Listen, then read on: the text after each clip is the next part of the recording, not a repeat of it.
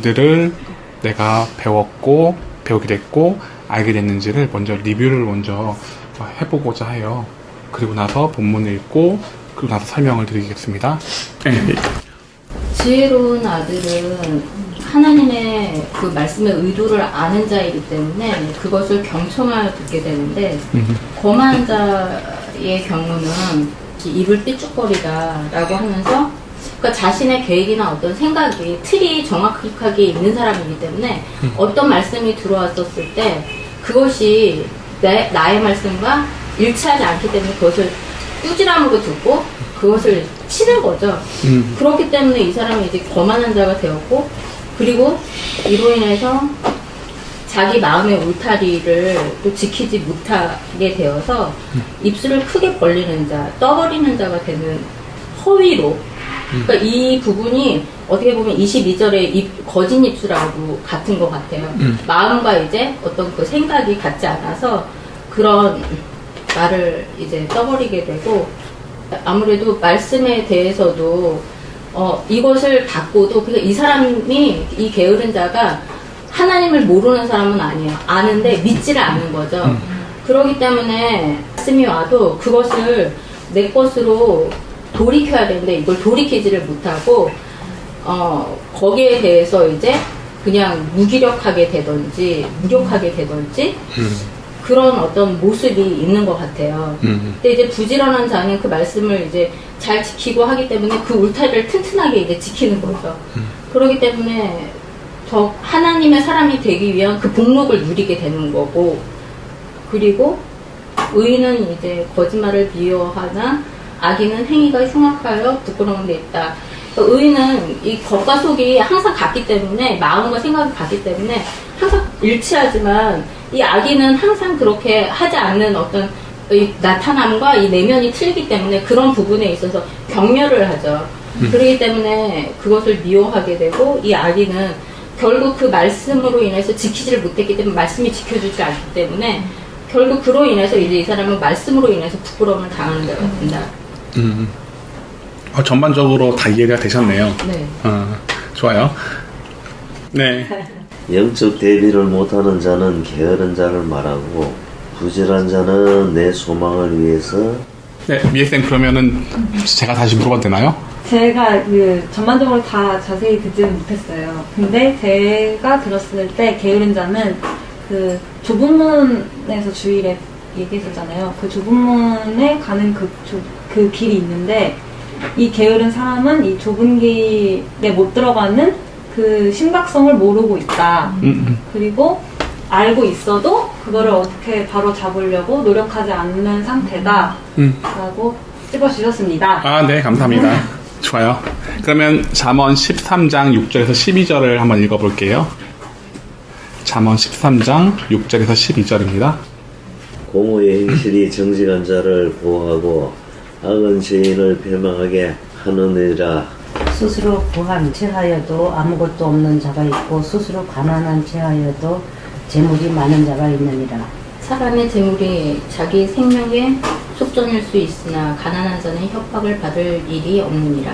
의인의 빛은 하늘에 빛나고 악인의 등불은 꺼지느니라. 교만에 사는 다툼만 일어날 뿐이라 권면을 듣는 자는 지혜가 있느니라. 망령되이 얻은 재물은 줄어가고 손으로 모은 것은 늘어가느니라. 소망이 더디 이루어지면 그것이 마음을 상하게 하거니와 소원이 이루어지는 것은 곧 생명나무니라. 아멘. 6절 말씀을 읽어볼게요. 공의는 행실이 정직한 자를 보호한대요. 그리고 반대로 악한 길로 가는 그 죄인은 패망하게 된대요. 여기서 얘기하는 패망은 살라프란 단어인데 비틀다, 넘어뜨리다, 굽게 하다 이런 뜻을 가지고 있어요. 정리를 해보면 6절은 이런 말씀이에요. 하나님의 공의는 밟는 길이 온전한 자를 보호한대요. 하나님의 공의는 의인이 가는 길이잖아요. 의인이 밟는 그 길을 얘기하는데 그 의인이 밟는 그 길을 온전히 따라가는 자, 그런 자를 보호한대요. 그러니까 하나님의 공의는 하나님 뜻대로 온전하게 그 길을 온전하게 밟는 것을 보호하는 것을 공의라고 한대요. 사람에 대한 보장을 주시는 게 아니라 하나님이 정해주신 그 길을 보장하시는. 그 길을 보장한다는 거죠. 우리는 보통 의인이 되면은 의인에 대해서 보장한다고 생각을 해요. 그런데 하나님은 그게 아니라 사람은 의인이 될 수 없기 때문에 하나님이 지정하신 그 길을 따라가는 자가 보장받는 거예요. 그 길이 보장된 거지 사람이 보장되는 건 아니에요. 그러니까 보통 내가 의인이면은 내가 어디를 가든지 보장된다 이런 생각을 해요.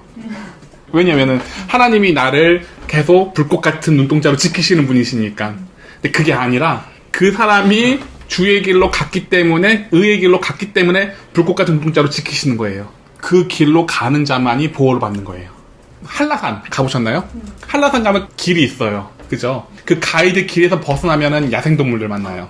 그러나 그 가이드에 잘 이렇게 되어 있는 그 길을 가면은 야생동물 안 만나요. 마찬가지인 거죠. 우리가 하나님께서 정해주신 그 길에서 벗어나면은 보장을 받을 수가 없어요. 왜냐면 하나님은 뜻이 있고 생각이 있으셔서 그 길을 지목하시고 만드신 거잖아요. 근데 그 길을 밟지 않고 나는 좀 독특한 길로 갈래. 이렇게 되면은 우당탕탕 걸리는 것들이 많다라는 거죠. 그리고 하나님의 뜻하신 반대 길로 가는 자들은 곧 그것이 악인의 길인데요. 그런 사람들은 죄인이 되고 그리고 하나님께서는 그 사람들을 굽게 하신대요. 넘어뜨리게 하신대요. 그래서 이 본문이 7절에 이제 재정적인 부분과도 연결을 잠언에서는 하세요. 그래서 오늘 본문은 돈을 어떤 방향으로 쓰는가에 따라 공의로운 자가 될 수도 있고 악인의 길로 갈 수 있다는 것도 연결이 된다는 얘기예요. 왜 재정적인 것까지 우리가 의인의 길이 될 수 있고 악인의 길이 될 수 있느냐? 왜 그러냐? 내가 번 돈은 내가 쓰는 건데 왜 이것까지 터치를 하냐? 이렇게 생각할 수는 있어요. 근데 하나님께서는 돈과 하나님을 겸하여 섬길 수 없다고 하셨어요. 그렇기 때문에 오늘 본문에서 돈을 내가 마음대로 쓰는 건 자유이지만 그것이 하나님의 영역에 침범할 수 있더라. 이 부분을 지적하고 있는 구절인 거예요.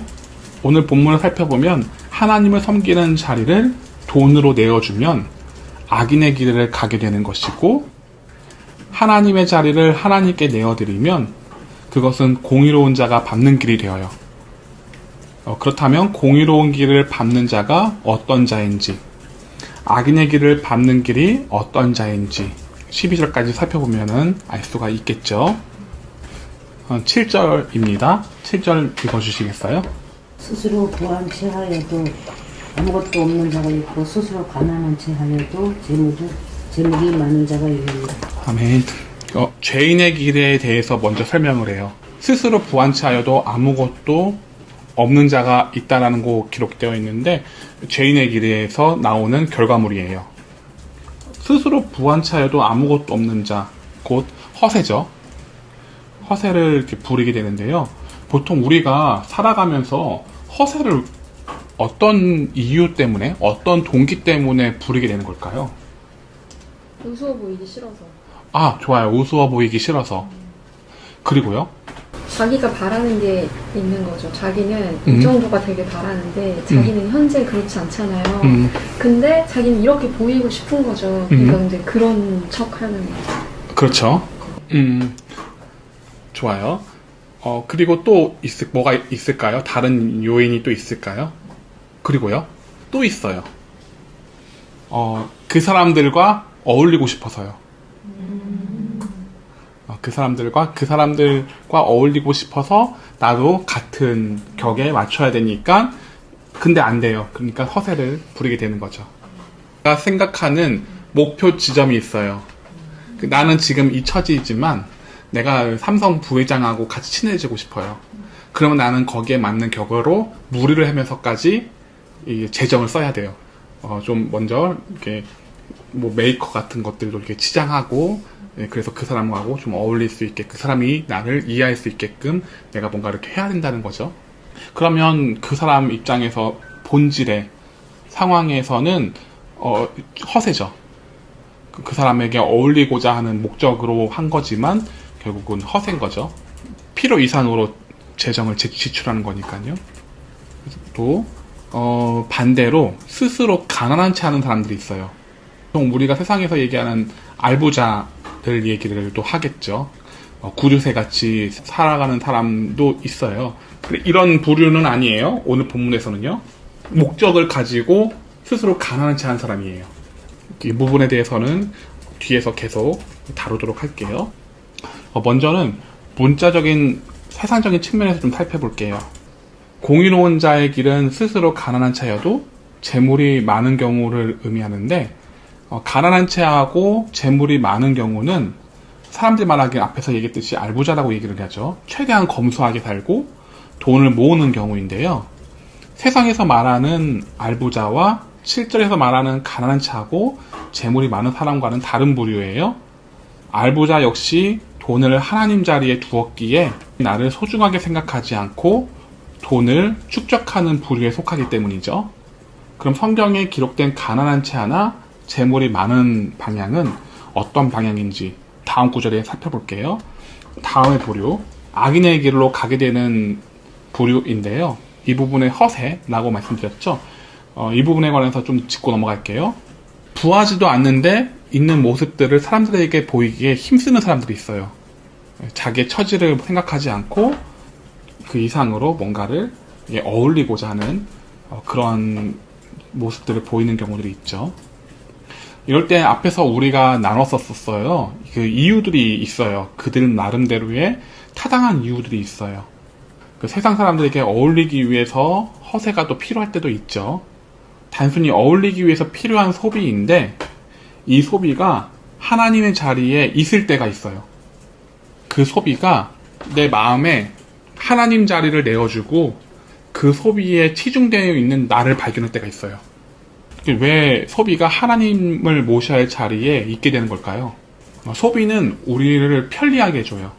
편리를 제공해주죠. 그리고 더 나아가 나의 신분이 상승된 모습을 치장해줘요. 그러니 편리와 사람의 격의 모습을 보이기 위해서 돈을 사용하는 거죠. 근데 이 돈의 사용이 나를 빛내줌을 체감하면 할수록 나는 돈을 의존하게 되어 있죠.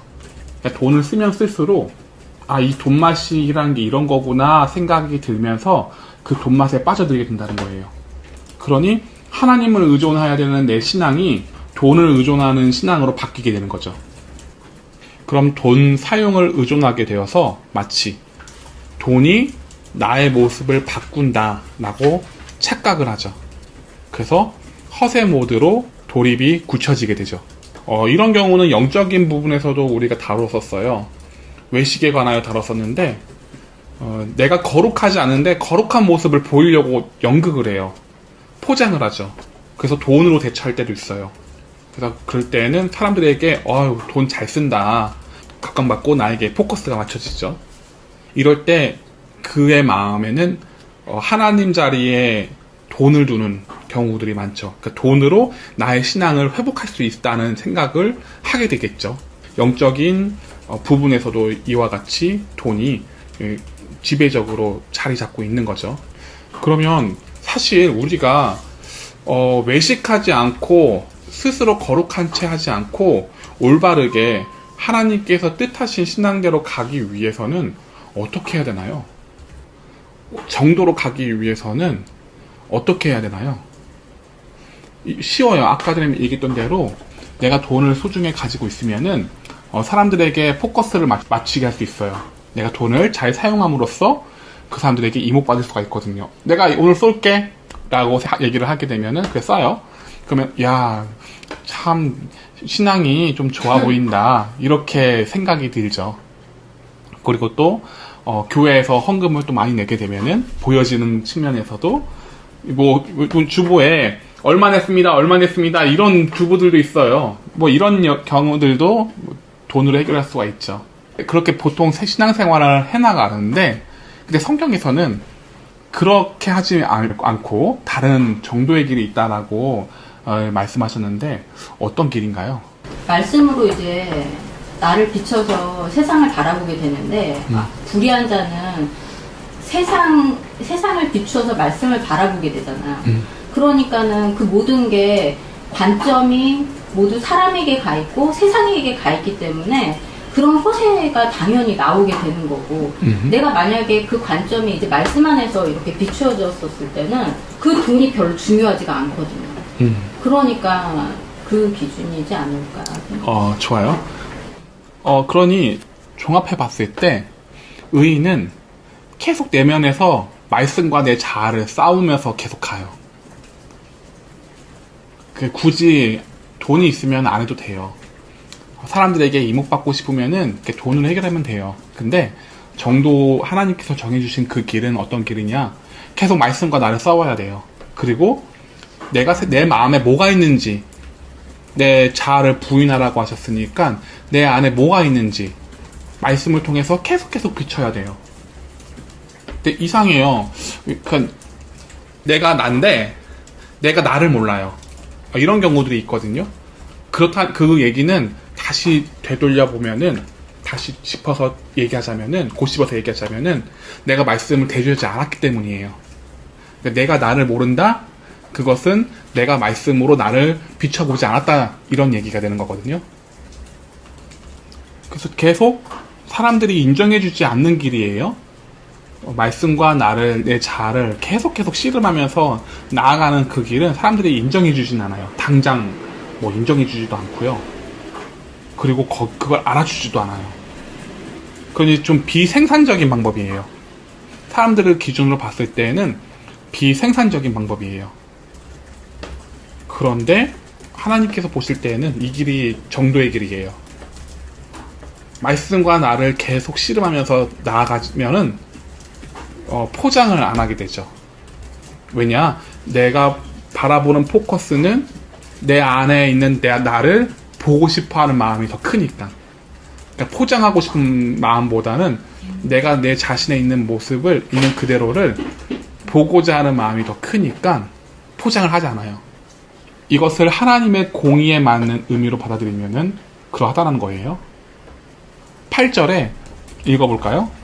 사람이 재물이 자기 생명의 속점일 수 있으나 가난한 자는 협박을 받을 일이 없느니라. 아멘. 이유가 나와 있어요. 8절에 왜 사람들이 가난하지 않아? 가난한 자는 협박받을 일이 협박받을 일이 없어요. 사람에게 돈의 억류가 되어서 이리 치고 저리 치고 할 일이 없어요.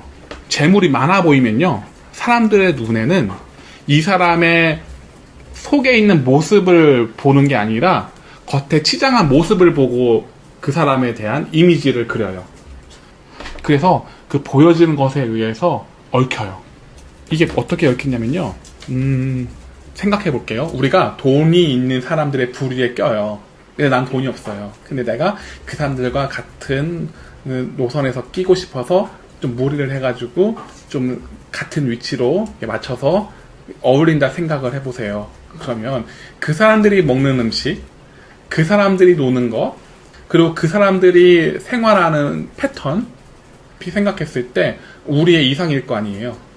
내가 가지고 있는 재정에 그 이상을 계속 써야 한단 말이에요. 그러면 그 사람과 어울리게 됐을 때 나는 계속 돈에 쫄리겠죠. 그렇다고 해서 그 사람들과 어울렸는데 그 사람들을 관계를 또 놓치고 싶지는 않죠. 그렇게 됐을 때는 그 과정이 어떻게 계속 진행되고 지속될까요? 불행하게 되겠죠.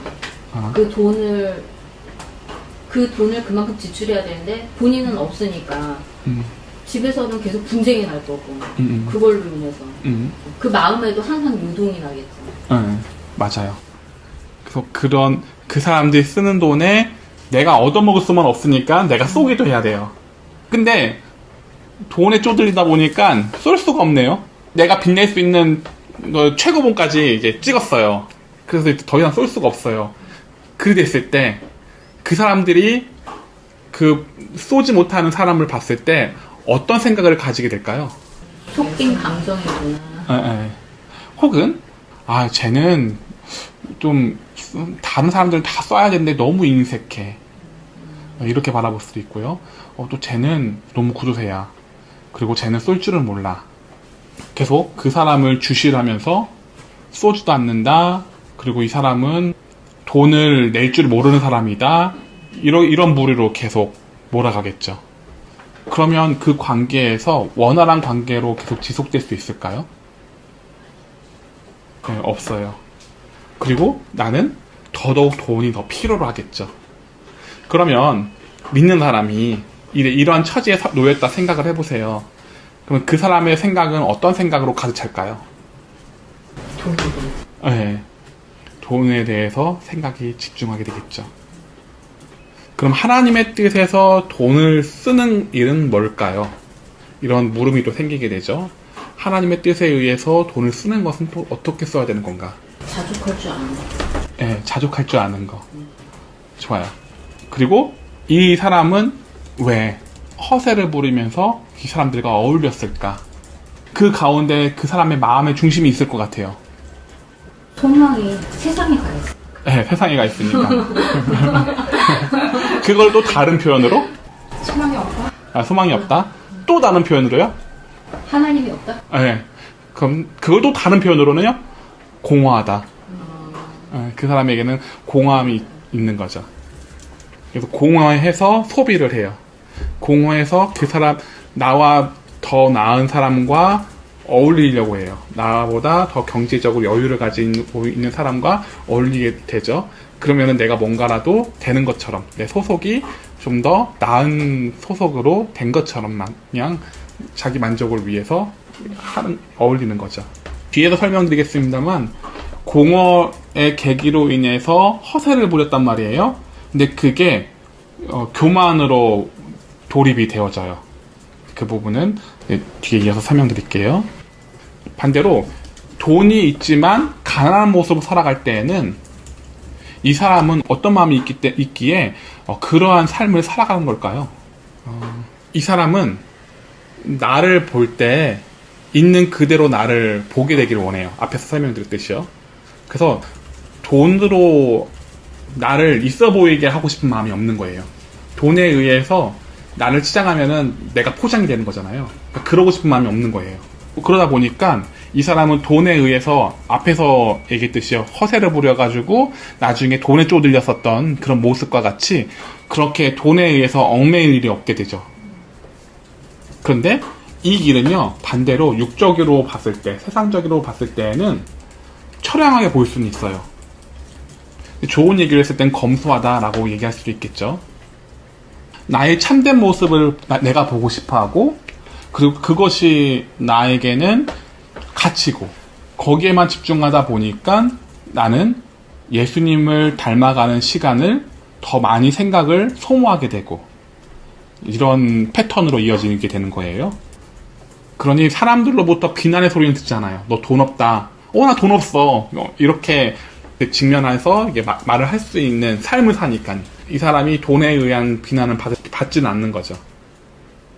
그러니 그 사람의 생각에서는 계속해서 하나님과 닮아가는 생각들을 묵상을 하게 되겠죠.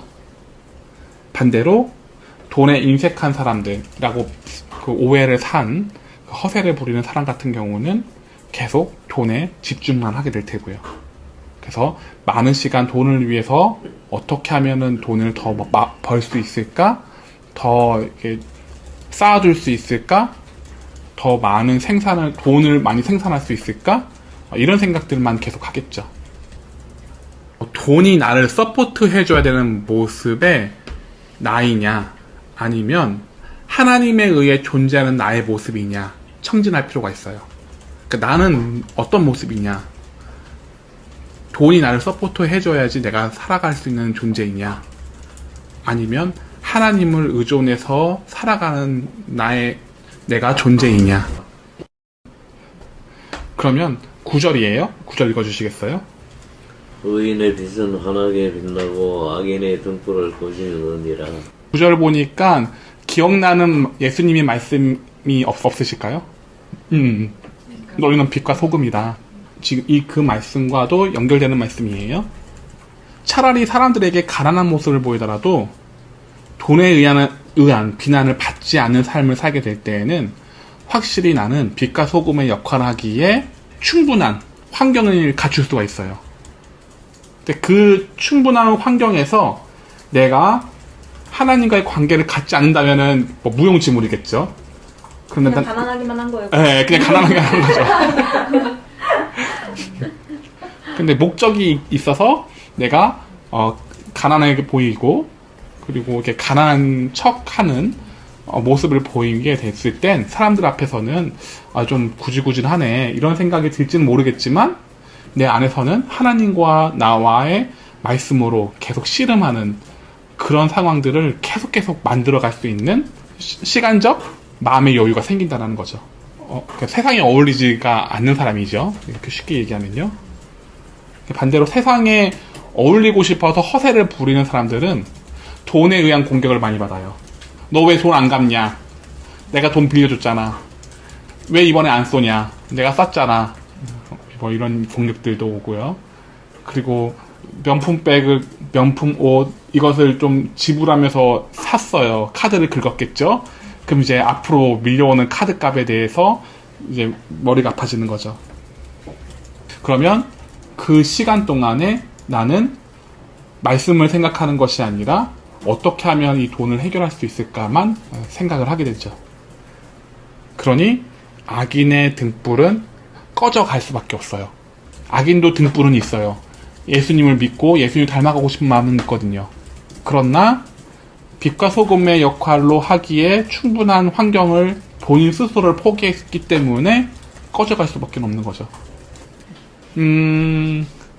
빛과 소금의 역할로 가게 되어서 충분하게 그쪽 방향을 목적을 두고 나아가는 사람은 사람들이 볼 때 야, 이 사람 검소하네 라고 바라봐요. 검소하고 야, 예수님 닮아가는데 아예 대놓고 달려드는구나 하고 인지를 해요. 왜냐하면 이 사람은 뭐든지 살아가는데 목적이 있어 보이니까. 목적이 있어 보이면은 찌질한 모습이 검소해 보일 수가 있어요. 그리고 그 목적이 이 내면에서 뭔가를 나아가려고 하는 사람이구나 라는 생각을 하면서 알게 되죠. 이 사람은 예수님을 닮아가려는 목적으로 지금 거기에서 투쟁하고 있는 사람이구나 라고 사람들이 인지를 해요.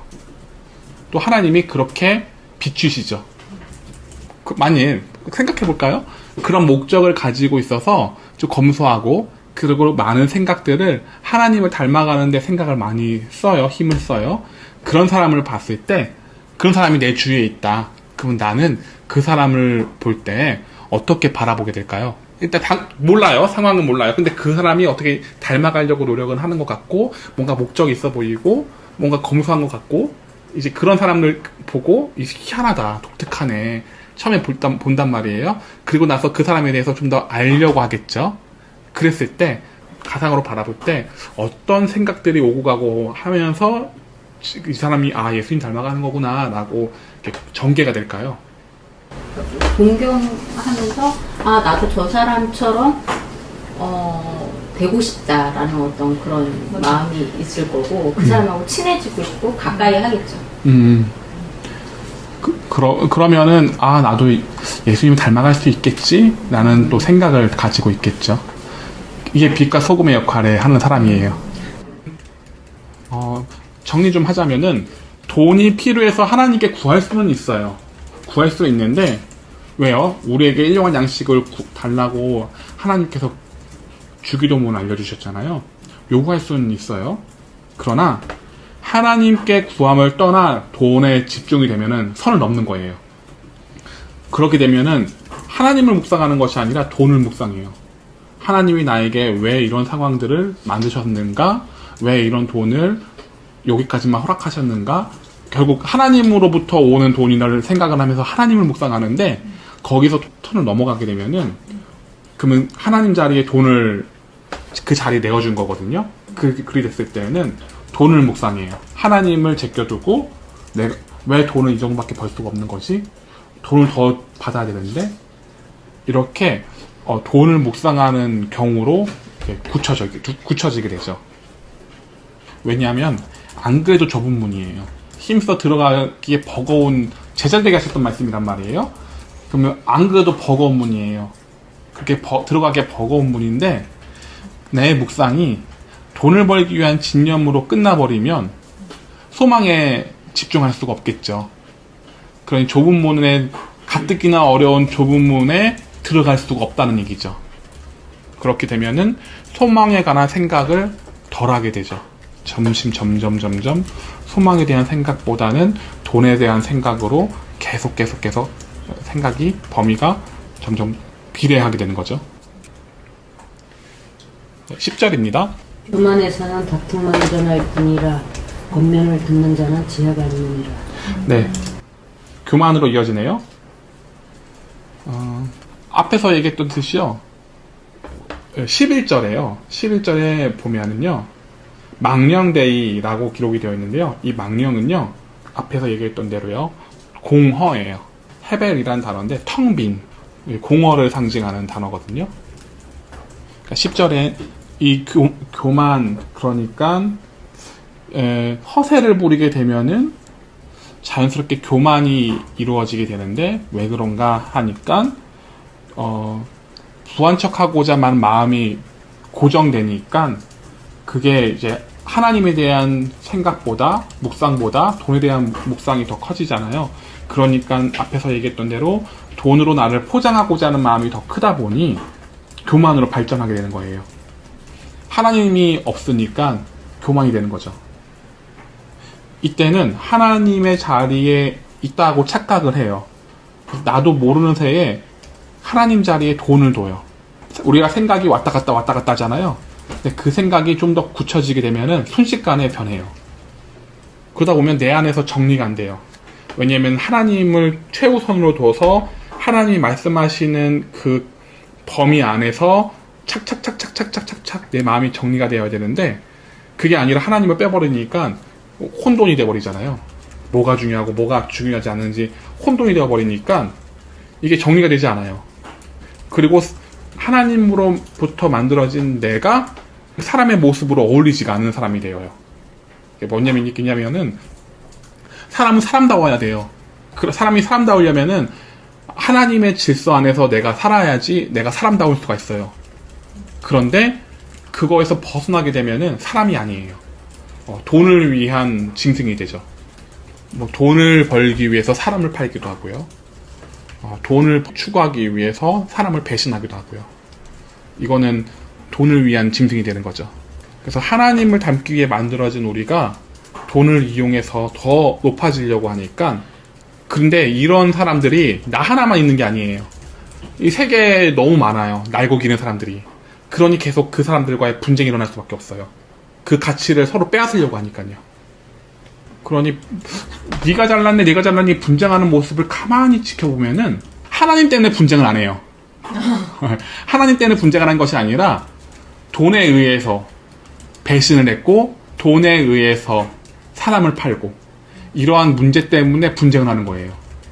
그러니까 돈에 의해서 내가 더 손해봤네 네가 더 손해봤네 계속 분쟁을 하죠. 본질이 아닌데 아닌 것을 본질로 생각하니까 다툼이 일어나는 거예요. 그럼 반대격인 지혜로운 자에 대해서 얘기를 해볼까요? 스스로 가난한 차 하는 자들은 자신을 낮출 줄 알아요. 그렇기 때문에 사람의 말을 들어요. 이 사람이 뭘 원하는지 뭘 추구하는지 들어요. 그리고 돈에 얽히지 않다 보니까요. 돈에 자유하다 보니까 또 들을 수 있는 여유가 있는 거죠. 그러니 가난한 채 한다는 것이 나쁜 것만은 아니죠. 오히려 득이 많죠. 자신을 낮추면 사람의 말을 들을 수가 있어요. 그러나 내가 높아지려고 하면은 사람의 말을 들을 수가 없어요. 안 들려요. 왜냐면 내 목소리가 더 커져야 하기 때문에. 이러한 양상이 교만해서 내 말을 하고 싶어하는 그 사람 말을 들을 수 없는 그런 분쟁을 하게 되는 결과로 이어지기까지는 내 안에 부하고자 하는 그리고 허세를 부리고자 하는 세상 사람들과 어울리고자 하는 마음이 동기가 되었기 때문에 이런 일들이 생기는 거예요. 그럼 스스로 가난한 채 한다는 게 어떤 모습인지를 좀 예를 한번 들어볼게요. 자신을 낮출 줄 아는 모습이거든요. 그러니까 앞에서 희주쌤이 얘기를 했었어요. 야, 나 명품비 샀어. 그랬을 때 야, 좋다. 좋아 보인다. 근데 나는 그런 거는 없지만 좋아 보인다. 이렇게 얘기를 하면서 자신을 낮추는 사람의 모습이면은 그 사람이 무슨 말을 하든지 내가 들을 수가 있게 되죠. 그러나 반대로 나 이거 명품 샀어 라고 했을 때 아이고 그냥 니 잘났다 하면서 이제 어떤 반감을 가지게 된다면은 그러면 그 사람이 하고자 하는 말을 내가 듣지를 못하죠. 근데 돈이 그러니까 만약에 실제로 가난해요. 그치만 내가 가난하든 부하든 거기에 연연하지 않는 상태를 말하는 거죠. 그러니까 부해도 돈에 집중하면서 거기에 빠져 있을 수 있지만 돈이 반대로 없어도 그걸 얻고 싶어갖고 집중할 수 있잖아요. 그렇죠. 근데 그 여부랑 관계없이 가난한 채라는 말 때문에 좀 헷갈릴 수는 있겠지만 실제로 재물이 있느냐 없느냐에 관계없이 그거에 연연하지 않는 마음의 자세를 말하는 그렇죠. 거죠. 네. 그럼 마지막 구절이네요. 11절입니다. 망령되어 얻은 재물은 줄어가고 손으로 모은 것은 늘어가느니라. 네. 11절이죠. 11절에는 앞에서 얘기했던 대로 망령이라는 데는 공허예요. 그래서 공허에서 축적된 재물은요 줄어갈 수밖에 없어요. 이게 뭔 얘기냐 하면요, 공허에서 내가 재물을 추측할 수가 없어요.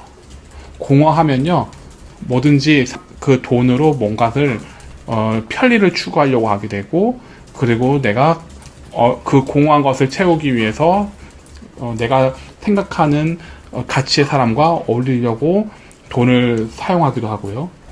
이제 그러한 삶을 살아가다 보면은 앞에서 얘기했듯이 돈에 이제 쪼들리게 되죠. 그리고 반대로요, 하나님의 뜻의 방향에 맞게 재물을 모으는 사람은요 재물이 늘어나게 되는데요. 근데 여기서 얘기하는 재물은 재물이라고 나와 있지 않네요. 11절에요. 네, 손으로 모으는 모든 것들이에요. 그러니까 일부러 재물이라는 얘기를 뺀 거예요. 그 방향에 맞춰서, 그 힘에 맞춰서 모으는 모든 것들이에요. 그 모으는 모든 것들이 물론 재물이 될 수도 있고요. 그리고 나의 신앙을 융택하게 하는 영적인 것이 될 수도 있고요. 그리고 나로 인해서 사람들에게 빛과 소금의 역할을 하게 되는 하나님의 도구로서의 것들이 될 수도 있고요. 여기서 근데 왜 손을 왜 구약 성경에서의 손은요 능력, 방향성을 뜻해요. 그러면 그 문맥에 맞추다 보면은 의인에게는 하나님의 뜻하신 방향대로 가는 사람을 얘기하잖아요. 그러니 그 방향에 맞추어서 힘을 쓰는 사람을 얘기해요. 그런 사람들에게는 계속 뭔가가 늘어나게 되죠. 재밌어요.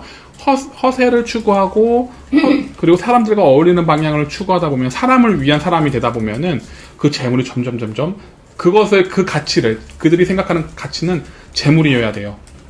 재물이 있어야지 그 사람들과 어울릴 수 있고 그 사람에 맞게 삶을 살아갈 수 있거든요. 그러니 그 재물은 점점 줄어드는 것을 볼 수가 있죠. 반대로 자신을 가난한 채 하여서 자신을 낮추면서 하나님의 정도로 가고자 모든 것들을 절제하는 사람들, 그런 사람들은 오히려 자기가 추구하는 것들이 생겨요. 예수님을 닮아가고자 하는 것들에 대한 지혜라든가, 그리고 내가 닮아갈 수 있을 만한, 같이 동행할 수 있을 만한 사람을 붙여주신다던가, 이런 것들이 생기게 되죠. 그럼 어떠한 것들이 지혜로운 방향이냐? 그거는 성경에서 봤을 때는 물론 지혜로운 길로 가는 사람의 방향이겠죠. 우리는 이걸 알아요. 잠언에서 배웠으니까요. 그러니 다른 이들과는 좀 다르겠죠. 세상 사람들은 이걸 모르고 가는 경우고, 우리는 알고 가는 경우니까 우리가 좀 더 유리하죠. 그러니 지혜로운 방향대로 가셨으면 좋겠어요. 12절이에요. 소망이 더디 이루어지면 그것이 마음을 상하게 하거니와 소원이 이루어지는 것은 곧 생명나무니라. 아멘. 생명나무에 관해서는 우리가 지지난 시간이었나요? 배웠어요. 생명나무는 곧 하나님 나라에 들어가는 어떤 자격 조건, 그 백성이라는 표, 뭐 이런 것들을 뜻해요. 12절은 이런 말씀이에요. 바라는 소망이 내 마음에 연기가 되어진대요. 그러니까 소망이 더디 이루어지면은 그것이 마음을 상하게 하거니와 라는 이 말씀이 무슨 얘기냐면요, 내 마음에 소망이 더디워져서 마음이 상하게 되는데, 이게 뭐냐면은 내가 바라보는 소망이 점점 연기가 되어진대요. 공허한 사람이 바라보는 소망은 뭘까요? 물론 하나님 나라에 들어가는 거라고 생각할 수도 있을 것 같아요. 그러면 점점 재물에 대한 생각을 깊이 하게 되니까 소망과는 점점 멀어지겠죠. 그러니 난 소망을 잊혀지게 되죠. 그런 돈을 사랑하게 되어서 돈이 필요로 하니까 사랑하게 되는 거죠. 돈이 필요해서 사랑하게 되고, 그리고 돈을 어떻게 하면 더 많이 벌 수 있을까를 생각하게 됐을 땐 소망이 점점 사라지게 되는 거예요. 내 안에서 소망이 없어지게 되면은 자연스럽게 내가 가는 방향도 생각도 믿음과 사랑과 소망과 거리가 먼 삶을 살아가게 되겠죠. 그리고 반대로요. 그 소망이 이루어지는 것을 향해서 가는 자가 있는데 그 자는 결국 생명나무 곧 아가페 사랑을 맺는 내가 된대요. 그러니까 여기서 생명나무는 자신을 얘기하는 거거든요. 생명나무는 생명이란 결실을 맺겠죠. 그 생명의 결실이 무엇이냐 했을 때 주님께서 맺고자 하시는 열매이겠죠. 그럼 성령의 열매라고 할 수도 있겠네요. 혹은 아가페 사랑이라고도 할 수도 있겠고요. 그것을 맺는 나무인 내가 된대요. 꽤 단순해요. 근데 과정을 굉장히 많이 우리의 지금 지나온 삶의 여정들이 묻어나오는 구절이기도 했죠. 그 과정들이 기억하실 텐데요. 그 과정들을 길게 다룬 본문이에요. 내 마음의 소망이 더디어지면요, 내 마음이 상해요. 근데 그 사람의 목적은 어찌됐든 세상 가운데 있는데 그게 훨씬 더 클 텐데 그런데도 소망이 늦어지면 거기에 대해서 마음이 상하는 거예요. 네, 왜 지금 이 신앙으로 왔을까라는 내 마음이 상하게 되는 생각들이 들게 되죠. 사람이요, 세상적인 사람이라 하더라도요, 믿는 사람은 두 가지 마음을 품게 되어 있어요. 세상적인 것만 올인해서 푸는 사람은 없어요. 그 마음 속에 천국에 들어가고자 하는 마음은 있어요. 그게 믿는 자이죠. 믿는 자 중에서도 지혜롭지 못한 자, 믿는 자 중에서도 지혜로운 자를 지금 본문에서는 다루고 있는 거니까요. 근데 지혜롭지 못한 자들은 그 두 가지 마음을 가지고 있는데 자신도 모르는 거예요. 자신도 계속 재물에 대한 것만 계속 생각을 하는 거예요. 자신도 모르게. 왜냐하면 피부로 느껴지는 게 그게 필요로 하니까. 그리고 거기에 계속 얽혀있는 삶을 살아갔으니까. 재물에 대한 것만 계속 생각하게 되는 거예요. 그때 내 마음속에서는 내 영혼이 반응을 해요. 다른 이들은 다 하나님 닮아가기 위해서 부지런히 가고 있는데 나는 뭘까? 라는 생각을 하게 되죠. 내가 신경 쓴 것은 돈을 위해서 신경 쓴 거기 때문에 결과가 지금 내 상태밖에 될 수가 없는데, 근데 그것조차도 마음이 상하는 거죠. 다른 길, 외길로 가게 되면은 점점 내 공허는 더 커져요. 또 그것을 채우려고 더 세상의 것들을 자꾸 채우려고 하죠. 그래서 필요 이상으로의 소비를 또 하기도 하고요. 필요 이상으로 사람들과 어울리기도 하고요. 그게 오늘 말씀이에요.